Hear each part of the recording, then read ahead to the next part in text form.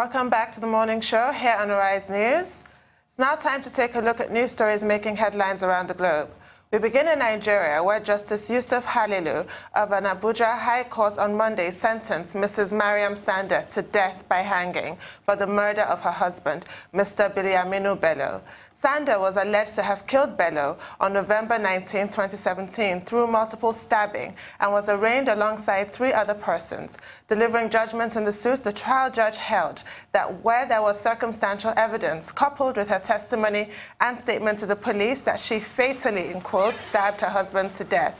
Justice Halilu, however, held that she should be remanded in Suleja Correctional Center till she exhausts her right of appeal. The late Bello is said to be a son of a former national chairman of the People's Democratic Party, PDP, Alhaji Haliru Bello. Sanda, a mother of 2, her mother and other relatives broke down in tears immediately the judge pronounced his verdict. I mean, this is an absolute tragedy on several scores. Yeah. And it just goes to show anger is a perfectly natural human instinct, similar to any other emotion, but it's the way you express it that matters. This is really sad. And there's been a lot of talk about domestic violence, quite rightly, and the kind of pressure that people come under to enter into and stay in marriages where they're simply not safe. So this is just one of those cautionary tales that people will now point to. But unfortunately, a life has been lost. This lady, the wife, her life might be lost if her appeals are unsuccessful. It's just, and they have 2 children who have to deal with this. Then there's the issue of doctrine of last seen. There's been some, upset about that. So I just want to, say something about that legal doctrine. It's sort of a facet of circumstantial evidence, which in itself is quite flimsy. Exactly. But if it's coupled with other incriminating evidence, it all adds up to corroborative evidence against the accused. We had a case in the 90s, Archie and the state. There was no body found ever till today. And the doctrine was used. Yes, and he was sentenced to life imprisonment for murder. And there was no body, because he claims that because he gave somebody a lift. He gave the victim a lift. And he claims that he let the victim out of the car. Something else had happened to the victim. The victim was never found. But because of that doctrine of last seen, the victim was in your car the last time they were alive. That was it. So a lot of people are wondering if this doctrine should still be used, especially when capital punishment is then inflicted. It seems a bit flimsy, so there's also that. And then there's the fact that where was a murder weapon. So her claim is that her husband fell on a shisha, and the glass cut him and he died. There's also the counterclaim that he was stabbed twice in the chest and the neck, but there's no murder weapon. So I think we need to really look into how we administer justice in Nigeria, because capital punishment is really no joke. She's been sentenced to death. Exactly. Whether she will actually be put to death remains to be seen, because there are lots of people on death row. But it's the gravity of the offense, for me, suggests that a more thorough approach should be taken. Unfortunately, there are no witnesses really at the time of the incident. The witnesses did attest to her threats against her husband, which is pretty damning evidence. So everything put together, the judge sentenced her to death. You've hit the nail on the head, well, honestly. The position of the judge, incidentally, is that, there is compelling evidence for him to arrive at the ruling that he has given. And that, the principle is that thou shalt not kill. And that if you kill, you must be ready to pay blood, to return blood for blood. And it was a very dramatic scene in court yesterday, with the judge reading out his sentence and the affected lady running out of the court and screaming, "Mommy, mommy, mommy," and, a lot of wailing, a lot of tears. But at the end of the day, the court ordered that she should be remanded in prison until, the process of appeal is exhausted. And this has generated a lot of concern across Nigeria. There are persons who feel that the judgment is too heavy-handed because capital punishment is, completely fine. And they've tried to compare the case, although it's not always a good thing to compare cases, because the objective facts may be different. With a case of a lady in Ibadan in 2016 who killed her husband, who was sentenced to 7 years imprisonment, but who was later granted pardon by the state. But there are different courts. The material facts may be different. There are persons who have also expressed hope that maybe when the matter goes on appeal, that at the end of the day, maybe there will be a reduction of the sentence. But I think what is important is that many persons, can draw lessons from this. This is not an isolated case. Increasingly in Nigeria, we have had a spike in reported cases of domestic violence. There will probably be many more that are not reported, that are undocumented, that will not go to trial. And it's not just a case of, women killing their husbands. We've also had cases of husbands killing their wives. Which is more common, actually. We have had the case common. of a man, somewhere in the northern part, killing his woman just because she was on the phone to someone who was suspected to be a boyfriend. We have had, even yesterday, Daily Trust was reporting that in a place called Malumfashi, I think in Katsina State, that a 25-year-old lady decided to take a knife and kill her husband, over disagreement. So we have these cases of domestic violence, but we're hoping that with more convictions, being handed out by the courts, that will discourage couples. But the bigger problem we have in Nigeria is that we don't have anger management facilities. Elsewhere, when couples have problems, they go for counseling. The family members will intervene, but I think maybe we need to invest more in counseling, particularly for couples. And there is a big role there for churches and other religious bodies, because, when you attend a wedding, there's so much expression of love. And in many of these reported cases, within 2 years or so, what you hear is absolute violence and chaos. Hatred. Pure hatred, that's it, in capital letters. And I think that, counseling could help solve this problem because it's becoming so recurrent. Domestic violence is so recurrent, oftentimes involving the children and also, by extension, causing so much grief for families. Those who had expressed the fear that because the lady in this question, Miriam Sanda, comes from a well-circumstanced background, and that as a result of that, no justice will be done. I think they've been disappointed. What the court has been able to show in this case is that, look, nobody is above the law, whether you are from a privileged family or not. And that's one of the lessons that, everyone should take from this, be they male or female.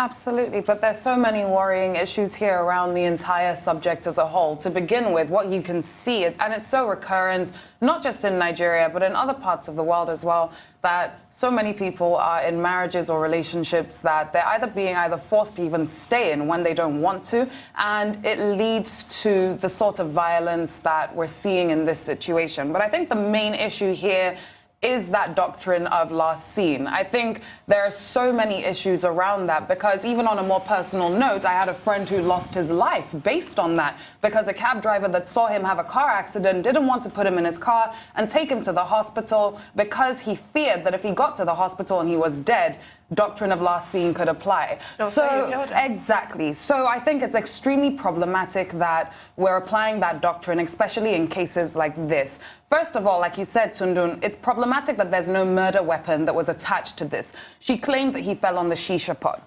If we look back at the Amanda Knox case that everyone knows about, when they were able to get the warrants for her arrest was when they found blood or her genes, her DNA and his DNA on the same knife in the same house. And that's what they used to create the entire story, give or take whether anyone believes it or not. So there's so many issues around this. And bottom line is, as you already know, I don't even believe in capital punishments and I don't support it. But even if it can be supported in certain situations, I don't think there's enough substantial evidence here for the judgment that was given yesterday to have been given. Just a note of caution. I think it's important to read the judgment first, to see the evidence adduced before the court, before we begin to interrogate how the But we also know what was missing, right? Such as a murder weapon. No, we don't have the full facts. Well, we'll take a short break now. When we return, the headlines would continue. Stay tuned.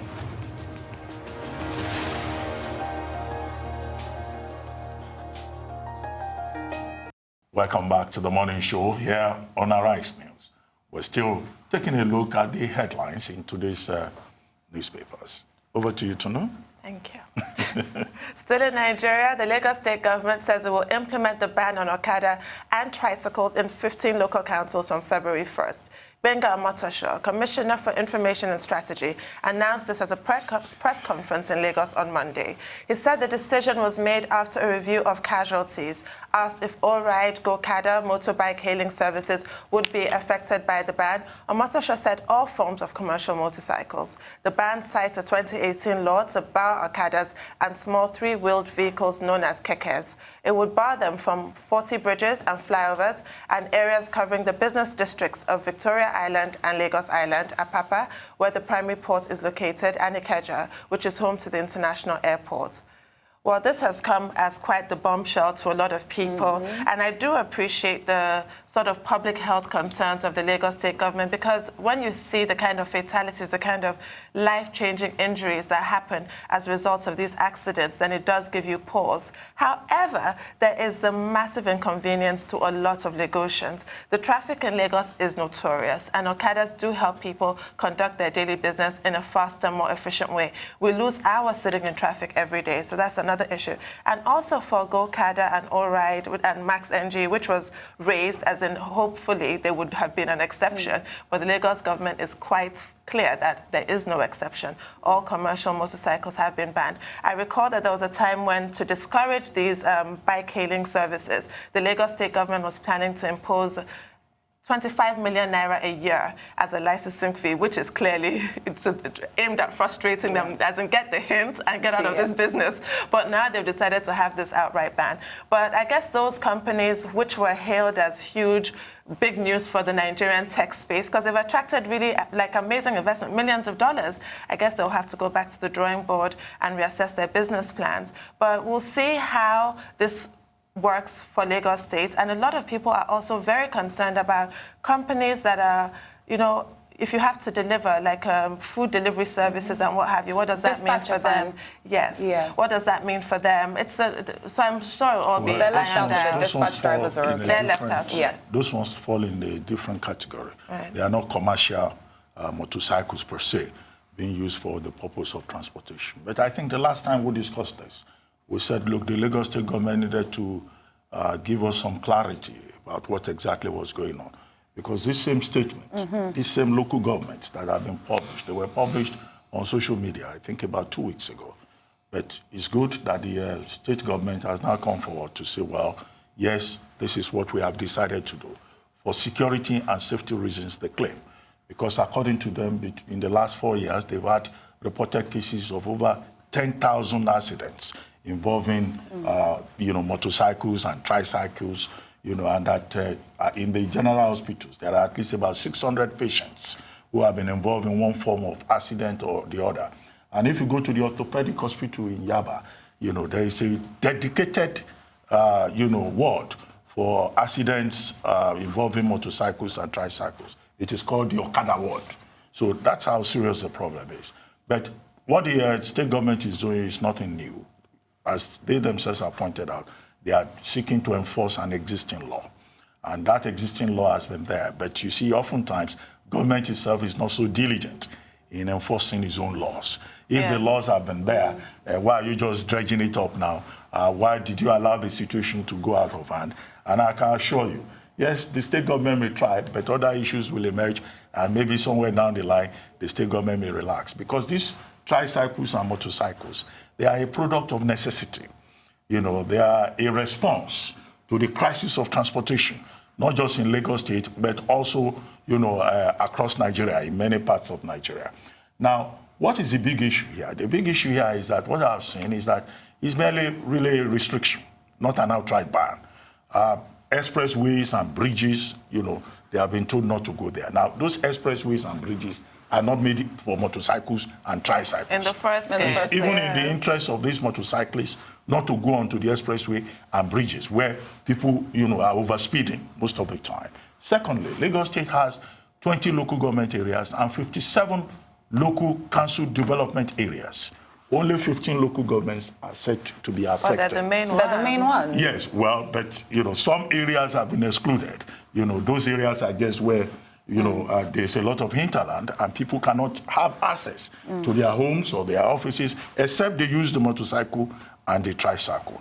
But I think beyond all of this, the state government also must take efforts to enforce certain other regulations. The use of helmets, in particular. And the overloading of these motorcycles. I've seen 4 persons, riding on top of one motorcycle. gosh. That in itself is a threat, to public safety. Very dangerous. But I think there's so many issues here, and it depends on what side of the divide you're on. As a driver, of course they annoy me on the roads, but let's think about this in the most real of terms. What's going to happen to all of the people that are put out of work based on this new law? The Lagos State government has given 1 week's notice. This is to be enforced on the 1st of February. That's in under a week's time. What's going to happen to all of those people that use that for their livelihood? These are people who have families, right? So that's already one issue. The second issue is what's going to happen to people who only have that as their source of transportation. It's the cheapest source of transportation And that's across a lot the of city. people, yeah. So it's an extremely problematic issue, and they had to go about it in a better way, not to come and say, we're going to provide buses to these areas that we're taking the transportation means that currently exist out of. Provide them first before you do it. Provide the alternative means of transportation before you make the entire public suffer. These are main local government areas. I mean, for me, it's a very problematic situation, regardless of the fact I really don't like okadas on the road. But I think it's so problematic that they've done this in the way that they have. 1 week's notice under that is not fair. It's not fair on all the people that use that for their livelihood. Point of correction, though, it's not as cheap as you think. Sometimes it depends on No, but it depends. If you're going around VI, right? Anyway, we've got to now go to Aaron Akirijala, who's with us to give us some news headlines, Yes. sports news headlines. Good morning, Doctor. Good morning, Aaron. Good morning. Yes, since we're talking about whether some things are cheap or not, let's tell you that we'll be dwelling on the monies this morning as Anthony Joshua will and his battle of Britain against Tyson Fury is sent to land in Saudi Arabia because they can make twice as much. Joshua is 30, was beaten by underdog challenger Andy Ruiz Jr. In New York in June, but avenged the defeat 6 months later on Saudi Arabian soil. And if the unified champion was to fight English rival Tyson Fury, it could well end up making another 4,000-mile trip as the post to fight the Middle East is double what either heavyweight could earn at home. The Gypsy King, who is 31, himself competed in a WWE pay-per-view event in Riyadh at the end of October. And promoter at the end has revealed that the Saudi government will be desperate to pay the big bucks to prize back Joshua and Fury to boost their tourism numbers. Everyone is, these days, boxing has taken a turn, and Eddie Hearn has even said that people have accused them that they are prioritizing making, bringing in and raking in the big bucks for pure entertainment and pure value for the game of boxing, or for the sport of boxing. And depending on where you stand, one man decided that rather than give everybody the entertainment everyone was craving for in sports, I want to go for the money. And that was Floyd Mayweather Jr. As he still speaks, he still holds the record as the man that has made the most money from a fight. His last fight raked in $245 million, which was a huge payday, and got everyone thinking, why do we want to kill ourselves when we can actually go into the ring, enjoy a lot of ham, and actually make a lot of money? And that is what everyone, that is the route everyone seems to be going these days, because you want to make the most and squeeze the most from the pay-per-view and those that want to host this fight. Anthony Joshua against Andy Ruiz was a huge payday for Anthony Joshua. Anthony Joshua made northwards of almost $80 million, taking his fortunes well over $100 million. For Andy Ruiz Jr., he had never made that much in his entire career. A career high, $13 million. Maybe the first he got was $4 million for the fight that he won, and the one he lost, he got $13 million. That's how massive it was. So this time around, they know that there is a yearning for Andy Ruiz and Andy Ruiz, and I beg your pardon, I'm mixing it up. There's a yearning for Anthony Joshua and Tyson Fury. So that will attract quite a number of sponsors and quite enough of money, and they want to squeeze it for every cent they can get from it. They will cash out. There are So three they issues should. here. 3 issues. Yeah. One is the part of it that you have looked at, which is follow the money. I guess as Eddie Hearn has pointed out, unapologetically, if you stand a chance of getting £15 million in the UK, and you can get a share of up to £115 million if you go to Saudi Arabia, according to him, it's just simply a matter of intelligence and also a matter of money. Second, the sentiment in the United Kingdom is that Look, Anthony Joshua, having gone to fight in the U.S., from the U.S. to Saudi Arabia, that it was time to come back home and stage a show in Britain, in the UK. Yeah. More so, as he and Tyson Fury are both British, so why would they go to Saudi Arabia? But Healthy Hands makes it clear that this is not about sentiments. The British, they already have the Premier League, from which they make a lot of money. They can concentrate on that. If there is money to be made in Saudi Arabia, we'd rather go there. The third point. Yeah, okay. The third point has to do with Saudi Arabia. You see that increasingly Saudi Arabia is attracting, a lot of tourism, and the plan by Prince Mohammed bin Salman, in line with his vision 2030, to open up Saudi Arabia, I think is beginning to yield dividends, with sportsmen and, entertainment gurus saying, oh, we'll go to Saudi Arabia. So the decision to go to Saudi Arabia will be a positive, for the Saudi Arabian authorities that have been trying to reform, to modernize, even if they've not gone far enough. Saudi Arabia is still accused of having a grim human rights record. It's also accused of, promoting the death penalty. But hopefully, the more they open up in Saudi Arabia and the more the world embraces Saudi Arabia, perhaps we'll see the progress that Mohammed bin Salman is looking for. Now, the point is this: if it's all about the money, it takes the gloss away from the boxing. Because the beauty about boxing is it's been staged in certain areas where boxing is actually thriving. As a matter of fact, they say that if you haven't fought in Las Vegas, as we speak to you, Anthony Joshua holds 4 major belts, and he has not been to the Mecca of boxing, which is Las Vegas, which is a Deontay Wilder and Tyson Fury are on their way there. But, but what if Riyadh becomes the new Mecca of boxing? The Riyadh will never become. You can't tell. No, because how do you know some things have happened. These things are entrenched over time. And, so you're talking about tradition. Traditions evolve, they change. And some of the boxing councils are in Las Vegas. They have very short careers. They've got to maximize the time they have. Understanding that, but at the same time, the people that are paying for this. Anyway. Yes. Oh, okay. Thank you very much. One day you're going to come on. One day you'll come on and we'll all agree with you. It's going to happen.